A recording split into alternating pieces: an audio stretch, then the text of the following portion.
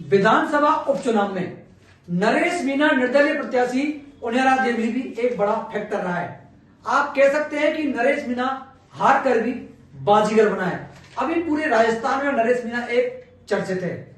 इसके पीछे कई कारण हो सकते हैं कि उन्होंने एसडीएम को थप्पड़ मारा या कोई और अन्य कारण। इन सबको पीछे हटा दिया जाए तो नरेश मीणा अभी एक चर्चित व्यक्ति है। विशेष तौर पे लंबे समय के बाद आप देख सकते हैं कि मीणा समाज में एकमात्र ऐसा लीडर हुआ है जिसके लिए जगह जगह धरना, प्रदर्शन, आंदोलन किए जा रहे हैं। कहीं ना कहीं कोई कारण हो सकता है, उनकी आक्रामक शैली लोगों को पसंद आ रही है, जनता से जुड़ाव उनका पसंद आ रहा है। उनियारा देवली से नरेश मीणा निर्दलीय चुनाव लड़े थे। उन्होंने कांग्रेस से टिकट मांगा, कांग्रेस ने टिकट नहीं दिया। उसके बाद उनके शब्द बाणों की बौछार शुरू हो गई। उनके लिए भी जो सांसद हरीश मीणा ने बहुत कुछ कहा, उसके बाद भी नरेश मीणा की फैन फॉलोइंग वो लगातार बढ़ती जा रही है। उनियारा देवली में हालात ये रहे, जो कांग्रेस का उम्मीदवार था उसकी जमानत जब्त हुई, तीसरे स्थान में पहुंच रहे हैं, जबकि नरेश मीणा ने 59,478 वोट प्राप्त किए। ये एक बड़ी बात है। उनियारा 78 बूथों पर नरेश मीणा ने बहुत वोट लिए। ये नरेश मीणा की लोकप्रियता का अंदाजा आप इससे लगा सकते हैं। नरेश मीणा की कार्यशैली लेकर हमारे साथ हैं सामाजिक कार्यकर्ता हुकम सिंह कश्यप। आइए, नरेश मीणा की जो कार्यशैली का कभी चर्चित मुद्दा बना हुआ है, अभी इस पर आप क्या कहना चाहेंगे? आज के समय में जो फांसीवादी दौर इस समय चल रहा है और भारतीय जनता पार्टी और कांग्रेस पार्टी एक गठजोड़ के साथ में राजनीति कर रही है, उससे ऐसा लगता है कि इस तरह के जुझारू नेतृत्व को प्रदेश में निकल के आना चाहिए जी। बहुत से लोग ये कह रहे थे कि नरेश मीणा राजस्थान को बिहार बनाना चाह रहा है। मैं कह देना चाहता हूं कि बहुत से अधिकारी ऐसे होते हैं जी। जो कानून से ऊपर उठकर और डंडे के जोर पर, चाहे जाति समाज हो, चाहे उसका डंडा हो या उसका कोई पॉलिटिकल पावर हो, उसको ध्यान में रखते हुए और जनता के शोषण का काम करते हैं जी। तो ऐसे अधिकारियों को रोकने के लिए ऐसे जुझारू जो लीडर हैं, व्यक्तित्व है या नेता है या नेतृत्व करने की क्षमता रखते हैं, ऐसे लोगों को देश और समाज की जनता को जिनके राजस्थान की विधानसभा में या देश की संसद में पहुंचाना चाहिए। तभी आम जनता के जो हक और अधिकार हैं उनका रक्षण हो सकता है, उनका संरक्षण हो सकता है। और जो ऊपर से 100 रुपए चलता है वो ऊपर से 100 रुपए चल के और कम से कम 70-80% पैसा तो आम विकास में तभी लग पाएगा जब मजबूत आदमी होगा। नरेश मीणा की कार्यशैली पसंद है? नरेश मीणा की मुझे कार्यशैली थप्पड़ मारा जो पसंद है?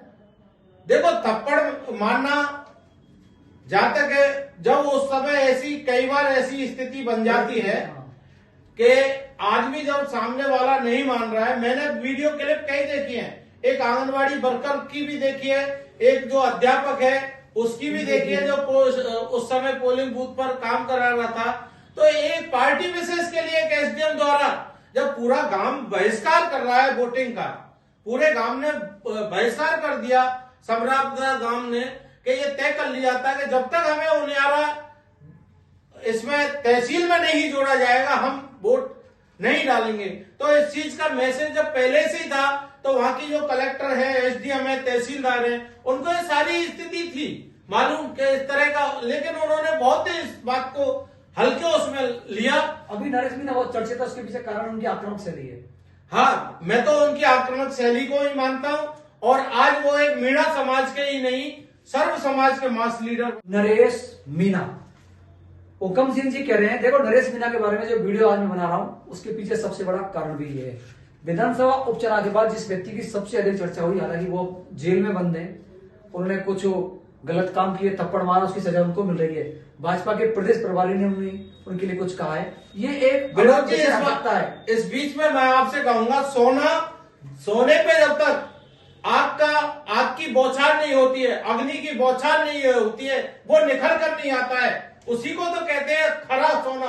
तो नरेश मीणा जितने दिन अगर जेल में रहेगा तो उतना ही परपक्व होके आज देश के अंदर अंग्रेजों के टाइम से और आज भी जितने भी लीडर जेलों में रहे, जेल क्या पशु पक्षियों के लिए बनाई गई है, इंसान के लिए बनाई गई है, और जो विद्रोह करता है उसके लिए भी बनाई गई है।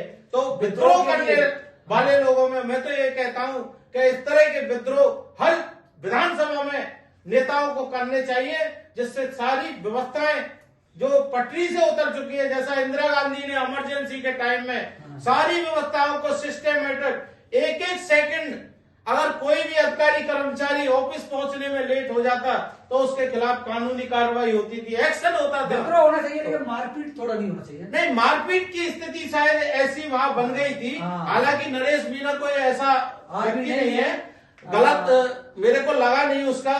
हाँ, लेकिन आक्रामकता तो है, और आक्रामकता जब तक नहीं होगी शासन प्रशासन नहीं चलता है। आक्रामकता ही उनकी पहचान बन चुकी है। नरेश मीना की जो आक्रामकता है वो अब उनकी पहचान बन चुकी है।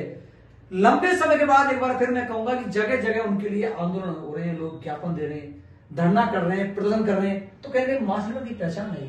हाँ बिल्कुल, नरेश मीना आज मीणा समाज में तो पूरी तरह से मास लीडर बन चुका है। और जिस दिन नरेश मीना जेल से छूटेगा उस दिन मैं जहां तक सोचता हूं, मेरा आंकलन है 1 लाख से अधिक आदमी सड़कों पे होंगे नरेश मीना के स्वागत के लिए। नरेश मीना के स्वागत के लिए बहुत जन सैलाब उमड़ेगा। जैसे हुक्म सिंह कश्यप बता रहे हैं, हुक्म सिंह जी समता पार्टी के प्रदेश अध्यक्ष भी रहे, कई चुनाव भी इन्होंने लड़े, इसलिए इनको मैंने साथ में लेकर विश्लेषण किया।